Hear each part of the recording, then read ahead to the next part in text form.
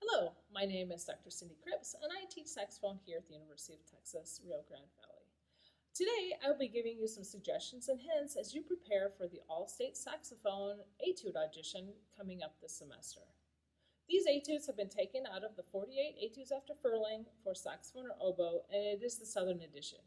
Please use the Southern edition because that is the edition that the judges will be using as they evaluate your performance. This edition has specific articulations and musical markings that are different from some of the other editions, so we want you to be evaluated exactly in what the judges see.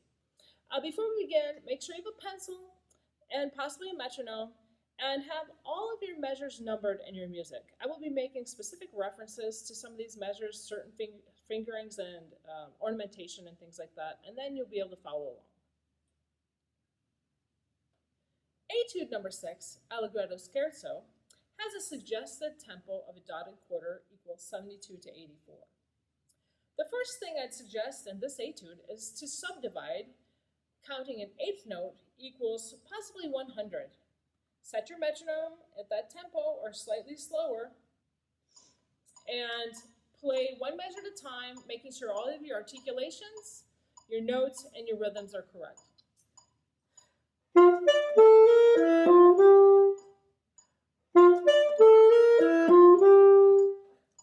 Possibly play that 3 times before moving on to the next measure.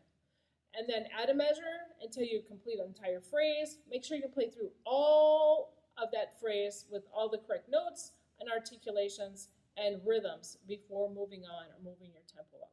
I'd also suggest this technique in Etude 14. The other very important thing in this Etude number 6 is to play forte. Keep your dynamic really strong, keep your airstream very supported, and that will help with those large intervals, articulations, and make things sound even in both the high and low range of the saxophone. Careful not to over-accentuate the accents in measures 37, 38, 41, and 42. I'd actually recommend not accenting them at all. Those high notes already sound accented, and extra emphasis may make the phrase and the airstream sound choppy, so we'll probably leave those accents at a minimum. Carefully count the ties in measure 27, 29, 44 at a slower subdivide tempo. As you speed them up, they will sound correctly and also feel correct. Snap the dotted rhythms in measures 16, 27, and 29. That extra snap kind of sets up the accent on the high C's, and again, you don't have to necessarily add any extra emphasis on that accent, just simply articulating it, and because it's a high note, it will come out as an accent. The trill in measure 32, think of it as a turn or a mordent with grace notes. There's not really sufficient time to trill more than once on that note at the tempo, recommended tempo. Put a little crescendo on the trill to the high C so it sounds relaxed and effortless as you're descending on the following scale. Also, I'd recommend there using the covered C-sharp fingering on the grace notes. Other suggested fingerings, the A-sharps to B naturals, use side for any kind of chromatic combination like that, such as measure 2, measure 18, possibly 19 and 31, and measure 42. Another option for your A-sharp to B naturals would be, or A-sharps, would be 1 and 5, the first finger and the F-sharp key on the bottom hand.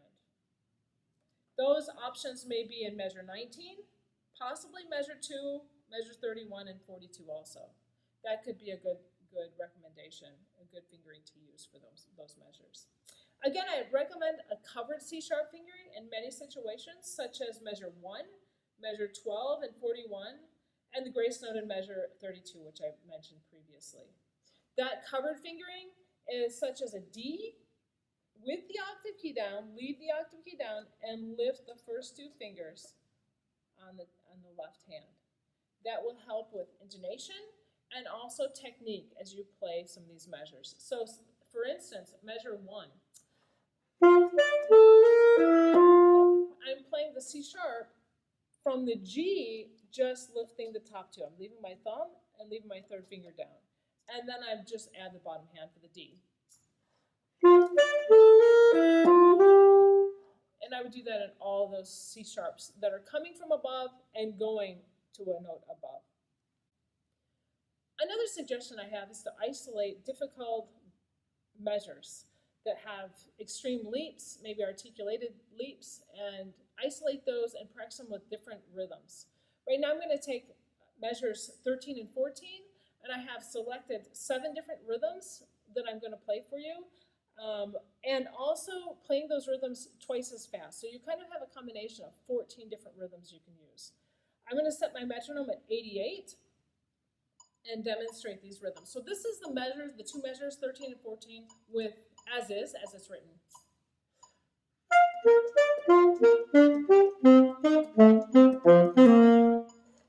Here's rhythm number 1.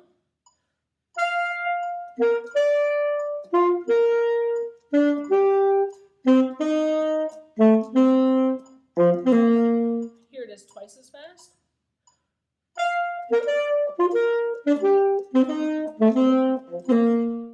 Rhythm number 2.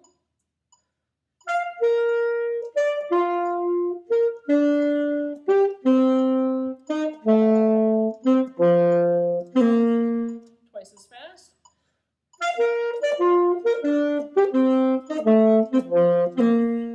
Rhythm 3.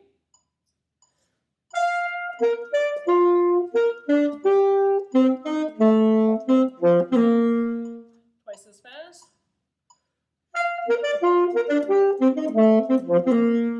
Rhythm number 4.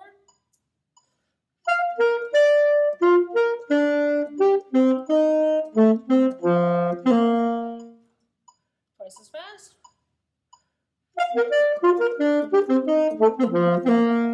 Rhythm number 5.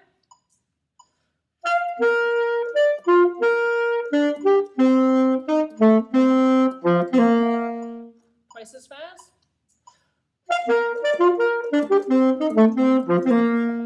Rhythm number 6.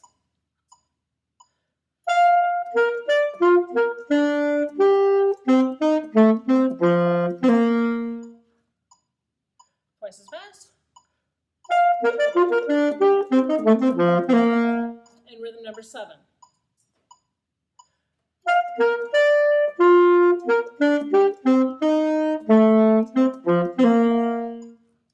Twice as fast.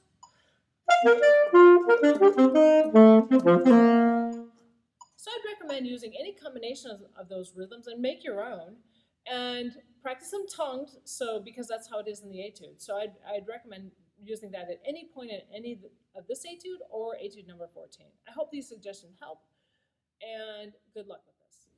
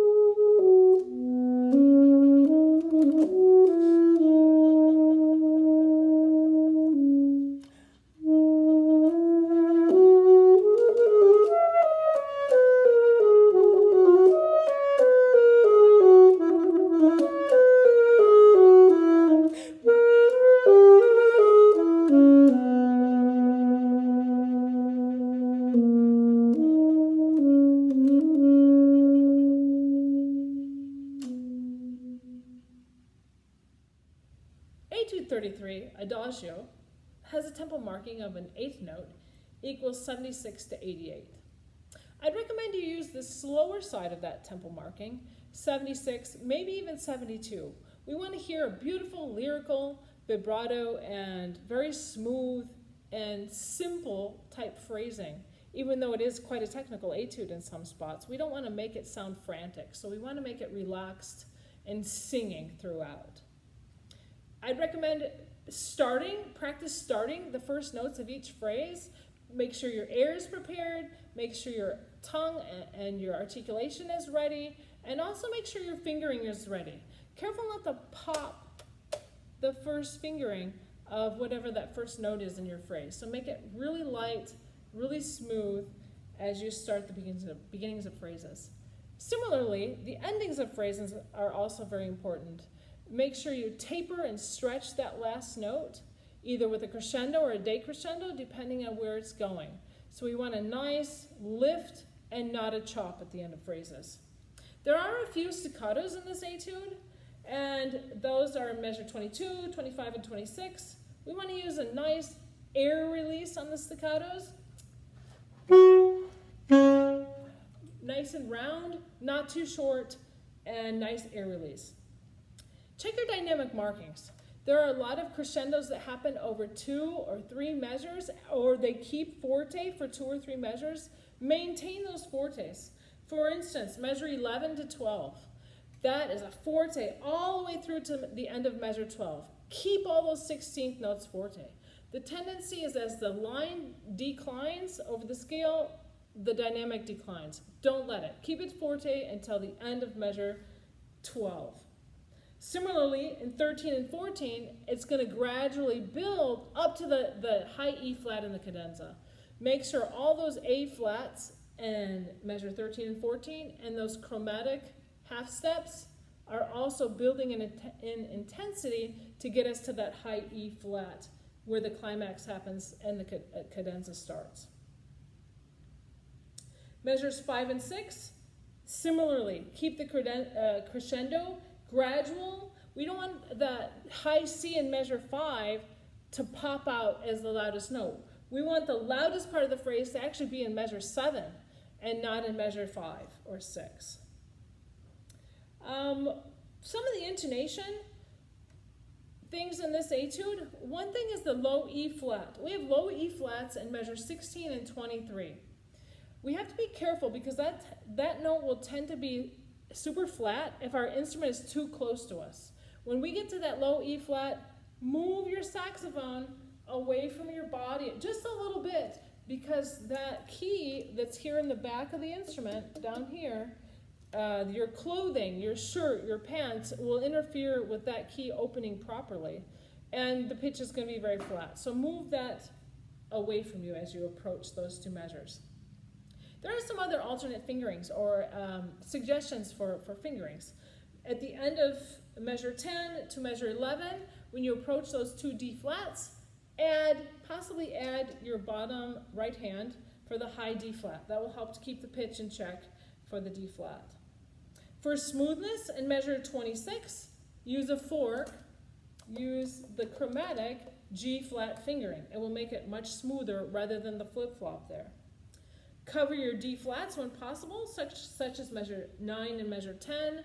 That covered fingering, as I mentioned in the other etude, as we play any kind of combination of the bottom hand will work, but you have to have the thumb and the 3rd finger with this lifted.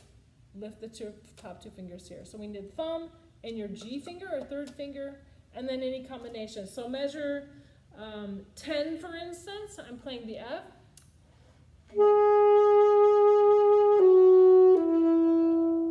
I use the E flat fingering, and I just lift the top 2 as I'm playing the D flat.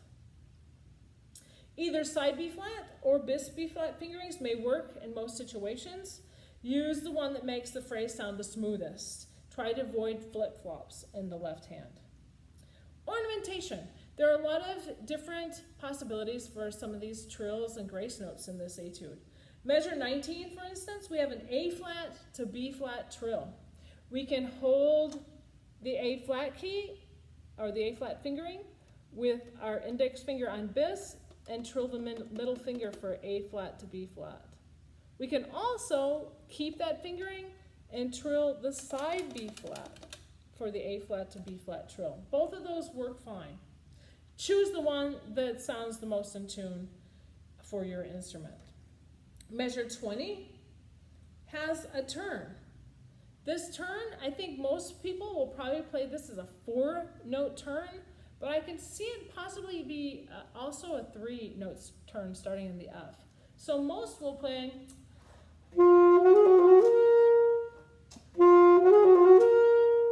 but I can see it being a 3-note turns with, instead of starting on the E flat, it'll start on the F.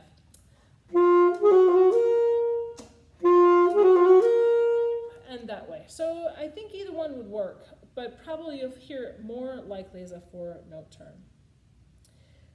Measure 22, as was suggested in the errata, we're going to remove those staccatos from the trill. We're not going to try to trill staccato. Trill and then play the A flat staccato, but not the E flat. But as far as the fingering goes, you're going to play an E flat, finger E flat, and just lift the middle finger for those trills. And you probably won't have a lot of time, so just maybe twice, not too many times on those trills. Treat it more like a mordant, maybe. But keep them all the same. Keep all of those repetitions the same. Half-note trills in measure 24. I really like to hear a continual trill in speed and also dynamics. The dynamic is making a crescendo, make it a gradual crescendo, and make the trill happen over all of the measure. Not slow to fast on one half note, slow to fast on the next half note, but one gradual speeding up trill over all of 24 to the staccato notes in 25. Measure 32 and 33, you have some 8th-note trills. Again, you don't have a lot of time, maybe at the most twice on each of those, and then continue with the grace notes. 33 does have a possible fingering change there, or suggestion for fingerings. On alto, I would play open D flat, and I would trill this F key right here, the F palm key.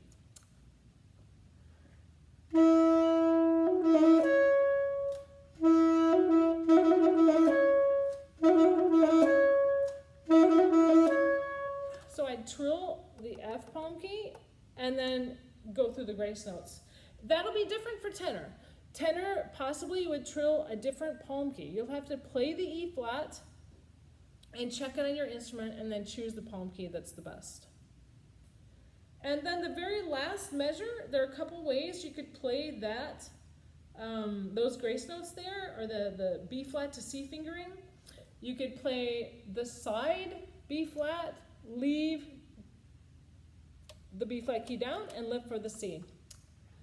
And another possibility was that you're gonna play bis and use your side C key. For me, that's a little flat, so I like to use the side key better.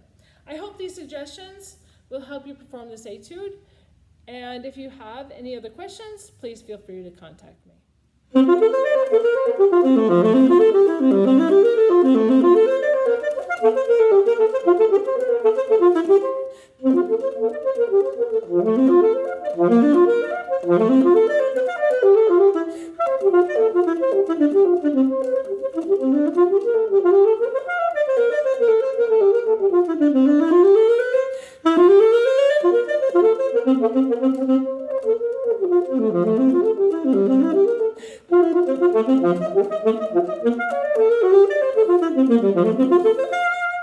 Etude 14, the Scherzo, has a suggested tempo marking of a quarter note equals 108 to 120.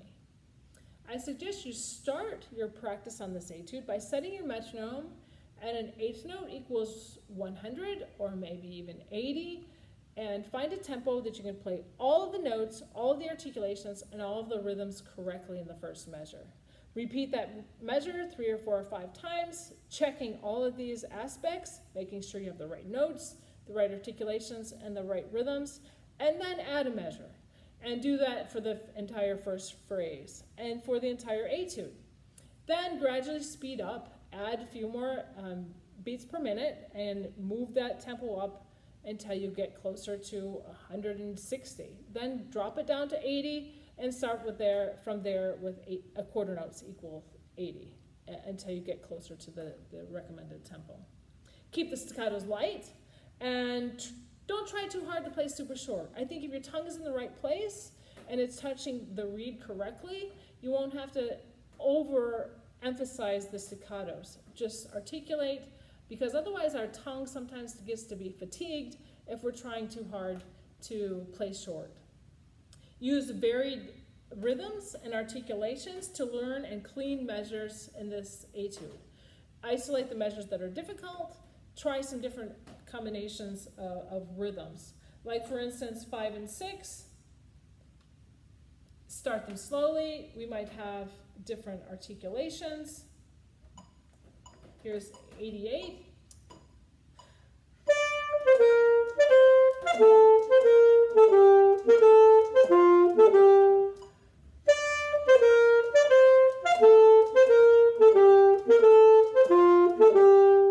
And practice different rhythms with different articulations to clean up those measures and the intervals that you find in them. Same thing with measure 9, measure 14, and measure 15. Isolate the leaps into the arpeggios, such as those in measures 10, 11, 12, 14, 16, and 30. Taking a look at measure 10, you have that jump from the F sharp to the D. We'll set our metronome again.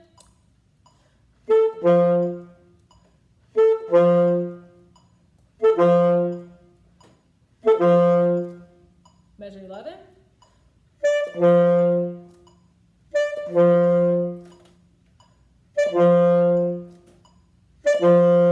Measure 12.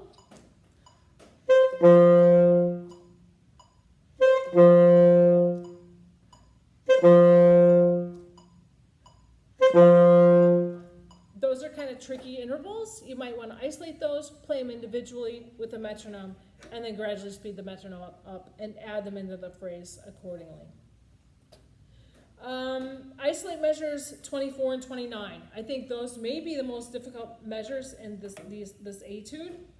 I would suggest possibly for, let's say, measure 24, play long notes, play half notes to make sure your registers, your different intervals are even as far as your tone, your sound, and your balance within the instrument. So if we take number 24, measure 24, and we're just going to play half notes.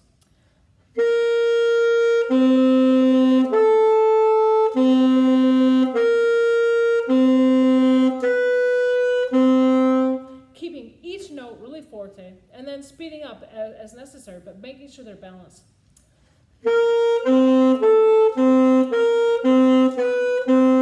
also want to keep a lower voicing, and we want our throat to set on the lower A's that we're playing in those two measures, and try not to pinch or change your embouchure as you're playing through those, and then gradually speed those measures up.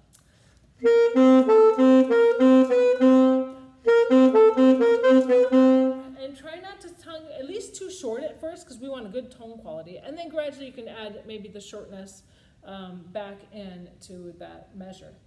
Another, as I mentioned, measures 28 and 29, or maybe the second half of 28. Isolating that, playing with different rhythms, starting on the A in measure 28.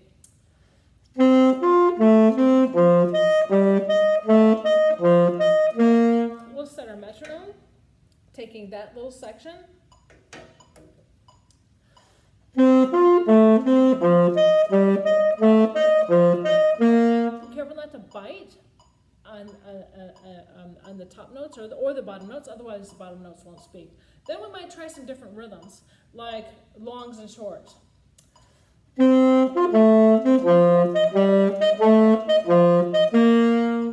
that several times, speed up your metronome. Let's do short and long.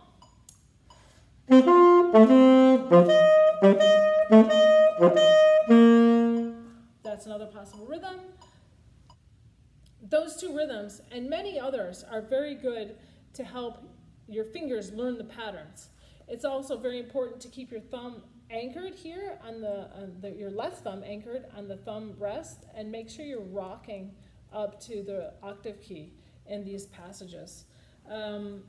Also keeping the voicing low for those measures 22 or 24 and 29.